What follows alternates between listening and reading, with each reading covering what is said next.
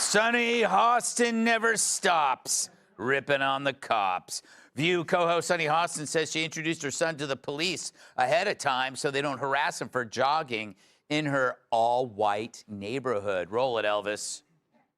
As a mother of black children, I know that black boys are not given the presumption of innocence and the presumption of youth. I have had to be in the position where I have gone to my local police department because I know my son is going to be training for the Junior Olympics, running around the neighborhood in an all-white neighborhood, and I have brought him to the police and said, he belongs to me. This is my son. Do not harass him. Do not stop him.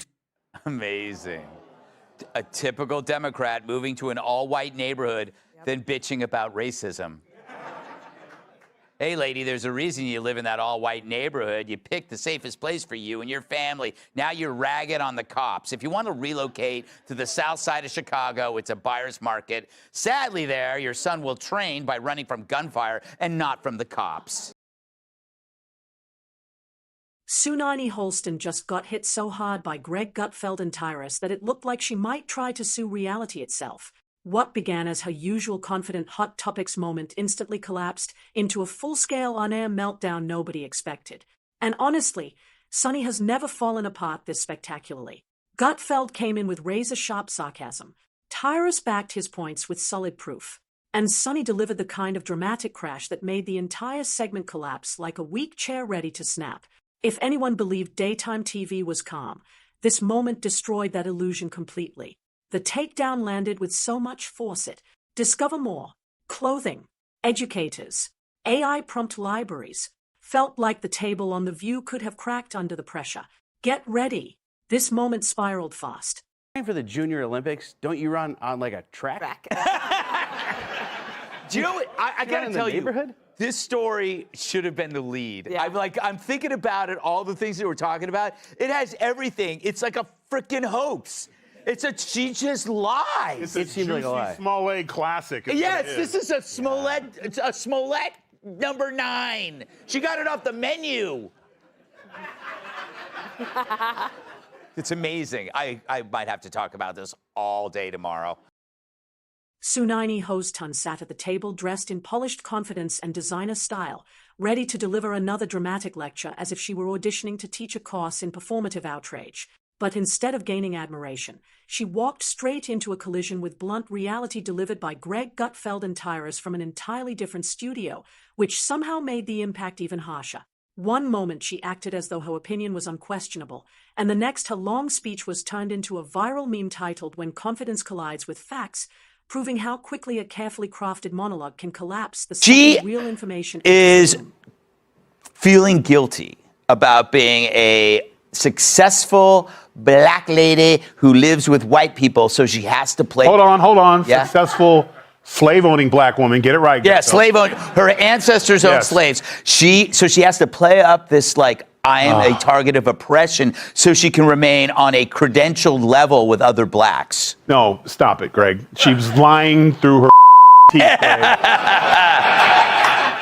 She's full of. She walked. The cops are just in a group sitting around drinking coffee. Hey, police! This is my kid. You see him running around? You leave him alone, or you got to deal with me. And they're like, "Oh, it's Sonny. Yes, ma'am." And then the one cop was like, "Nah." And they're like, "Put it away. Put the baton away, Johnson." If you're enjoying this takedown, don't forget to hit that subscribe button. It didn't feel like The View anymore. It turned into a full-scale roast, and Sonny walked straight into the heat without any protection. Gutfeld didn't need to be in the studio to dismantle her argument. One viral clip, sharp reasoning, and perfectly aimed sarcasm were enough to cut straight through everything she said. Tyrus didn't raise his voice. He simply raised the pressure, calmly placing undeniable facts under her claims, like someone slipping explosives beneath a paper house. While Sunny pointed and lectured from her talk show seat, Tyrus presented evidence that made her statements look thin enough to tear instantly. And this wasn't new for her. She often treats her chair on The View like a dramatic confession stage, speaking as though she's narrating the downfall of society one exaggerated monologue. That's not what I read. The true sign of the apocalypse is someone that dumb has a law degree. Worse, if your name has the word sun in it, there's no excuse for not knowing how an eclipse works. But it's no surprise that Joy is the one who understands science. She's been on the science diet for years. Oh no, nothing really comes to mind. I was like, ching.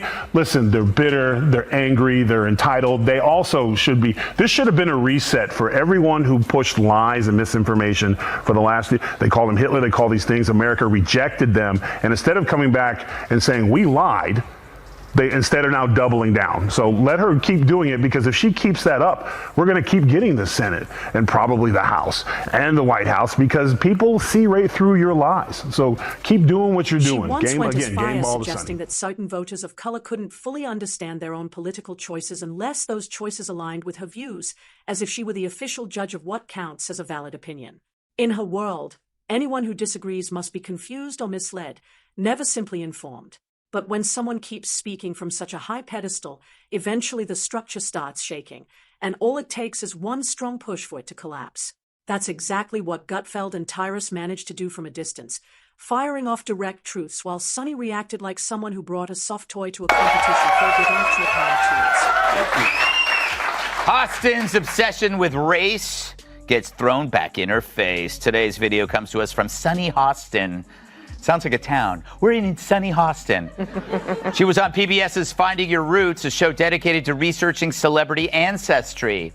For context, Sunny is a staunch supporter of reparations and has made a fortune spewing nonsense about white privilege and racial justice. Well, turns out she's not as oppressed as she claims she is. She's actually the descendant of slave owners from was how fast the show started falling apart once the pressure hit.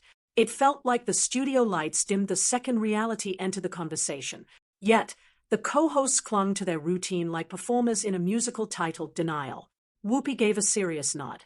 Anna Navarro sighed dramatically as if she had witnessed the end of civilization. And Joy Behar tilted her head with the polite curiosity of someone pretending to listen while planning lunch in her mind. That's the strange rhythm of The View. Agreement is expected. Disagreement is treated like a threat. And facts are tucked away like something forbidden. You can always tell when Sunny drifts off course because the rest of the table nods with the same rehearsed patience, almost in perfect synchronization. And when things start collapsing, the show quickly shifts to emotional appeals, sudden victimhood, or a completely unrelated topic meant to distract the audience long enough to recover. If criticism gets too sharp, they shout misinformation, sprinkle dramatic buzzwords, and cover the situation with polished elitism. But this time, the collapse was too large, too visible, and far too loud. I'm a little bit in shock. I just always thought of myself as Puerto Rican, half Puerto Rican.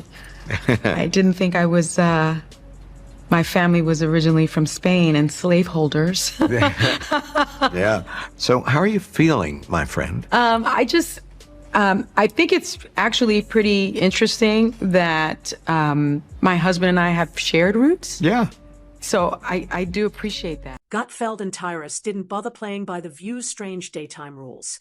They stepped in from the five with the confidence of a sharp comedic duo armed with common sense, dropping reality checks so casually it felt like they were handing out simple reminders rather than dismantling arguments. No shouting, no dramatic gestures, just calm, precise responses that sliced straight through Sunny's points while she reacted like someone desperately trying to swat facts out of the air before they landed. And nothing reveals weakness faster than a person who relies on applause suddenly getting hit with silence. Sunny will return to the table tomorrow with a new speech and the same glare, but she knows a reality check this loud doesn't disappear overnight. It lingers. The discussion shifted instantly from her usual predictable lecture to unexpected comedic chaos. The moment Gutfeld and Tyrus inserted logic into the conversation and set the entire argument on fire with one simple, undeniable truth. All that. And the price of butter. Sunny gets the game ball. If it wasn't for her, asking that question, it might have been a closer election. But when oh no, nothing really comes to mind. I was like, ching. Listen, they're bitter, they're angry, they're entitled. They also should be. This should have been a reset for everyone who pushed lies and misinformation for the last. They call him Hitler. They call these things. America rejected them, and instead of coming back and saying we lied, they instead are now doubling down. The topic was crime and policing in America, something Sunny approaches with the same intense frustration she'd show over a disappointing cafe order. She launched into an emotional speech filled with heavy sigh, pointed fingers, and sweeping claims, making policing sound like the core of every problem and crime like some misunderstood art form. It was classic Sunny, full of moral passion, but completely empty of data, spoken with the certainty of someone who believes a trending hashtag counts as public policy. Then Greg Gutfeld and Tyrus stepped in, calm, prepared, and uninterested in theatrics. Gutfeld opened by pointing out that many of the loudest voices calling to defund the police tend to live far from the neighborhoods that actually depend on policing the most. Acting like private security is normal while expecting working-class areas to rely on social workers alone. Sonny froze, blinking like someone trying to remember a password on live TV, and her argument deflated immediately. Their brains are small. But who's the dumbest one of all? True, none of them are in Mensa, but who's the most densa? Perhaps it's Sonny who mastered the art of making idiots look smart. Now, The View could ask a mirror who's the dumbest one of all, but there's no way that glass doesn't shatter. So instead, let's check out this clip from Monday's episode of The View when the ladies put their science caps on and discuss the solar eclipse. Tyrus followed by delivering a calm, steady breakdown filled with statistics showing how violent crime spiked in cities that aggressively pushed defunding policies. He also pointed out the contradiction of celebrities who praise alternative safety ideas publicly but hire off-duty police officers privately. His tone stayed relaxed, almost bored, like someone who has repeated the same facts for years to people who never remember them. Then Gutfeld delivered the final hit, a single sentence that didn't just land, it detonated. And the mood on The View instantly shifted from debate to frantic cleanup. Sunini tried to redirect the discussion with vague talking points, hoping no one would see how completely her argument had collapsed, but the internet caught it instantly. That's when Tyrus, calm as ever, added one more truth-filled point that shattered whatever defense she had left. He didn't need to shout or perform. His precise facts were enough to send the entire conversation spinning. Oh, no, nothing really comes to mind. I was like, shit-ching. Listen, they're bitter, they're angry, they're entitled. They also should be. This should have been a reset for everyone who pushed lies and misinformation for the last. They called him Hitler, they call these things. America rejected them. And instead of coming back and saying, we lied, they instead are now doubling down. So let her keep doing it, because if she keeps that up, we're going to keep getting the Senate and probably the House and the White House, because people see right through your lies. So keep doing what you're doing. Game ball to Sonny. He delivered his points with a grounded sharpness shaped by real experience, creating a contrast so strong it practically shook the room. This wasn't polished studio rhetoric or carefully crafted lines meant to impress a cheering crowd. It was straightforward truth backed by clear logic. And it hit far harder than anything Sonny expected. Tyrus didn't just challenge her ideas. He exposed the distance between her media world perspective and the real lives of the people she claims to speak for. While she tried presenting herself as the voice of the overlooked, Tyrus reminded everyone that she has about as much connection to everyday working-class struggles as a reality TV celebrity. He delivered this truth so casually, wearing a simple t-shirt while she tried to sit in moral superiority, that her response was pure silence. She scrambled internally for anything that could save the moment, while Joy Behar quietly signaled retreat in the background like someone whispering, "End this now." It's not even that. In The View, you don't need to find Trumpers. You need to fire your race baiters. Yeah. You need to fire the two races. You've had people. You had a McCain on there. You've had people on there before, and you ran them off. Mm-hmm. So the racist ones who want to stick to this, Whoopi and Sonny, and the, was it Bette Midler? What's her name? Yeah, broke-ass Bette Midler. Fire them and bring people in. Maybe you could get McCain to come back. She was a Republican. When the facts started hitting harder than she expected, Sonny switched to her usual escape strategy, transforming instantly from a confident commentator into someone claiming she was being unfairly targeted. Instead of addressing the contradictions in her own arguments, she portrayed herself as a victim the moment Gutfeld and Tyrus pushed back with solid evidence. It was the classic pattern. She starts the fire, then acts shocked when someone finally responds. Sunini had already fueled the tension long before they spoke, but she acted as though the pushback came out of nowhere. Her confidence crumbled the second she realized she wasn't standing on solid ground, and you could almost hear her internal voice screaming, "Wait, I'm supposed to be the one giving the lectures. How did this flip on me?" The irony was impossible to ignore. The same person who criticizes others for lacking empathy suddenly claimed she was being attacked, creating a dramatic scene that left viewers stunned. The problem is that you have to go after the racist people. And if be the CEO goes, you know what? I'm not going to allow a woman on my show or man that will go after white America and talk about them like dogs. That doesn't represent our ideals or values for anyone. And get rid of those people. And this will clear up real quick. So do you have to actually look in the mirror and clean up your own backyard and get the racist people out? Because that's who you allowed in. You allowed black racist on TV who could just go all day and say anything about white people. And I guess lo and behold, they forgot that there's a lot of people at home, white people at home during the day that are not watching your show anymore. So just clean it up.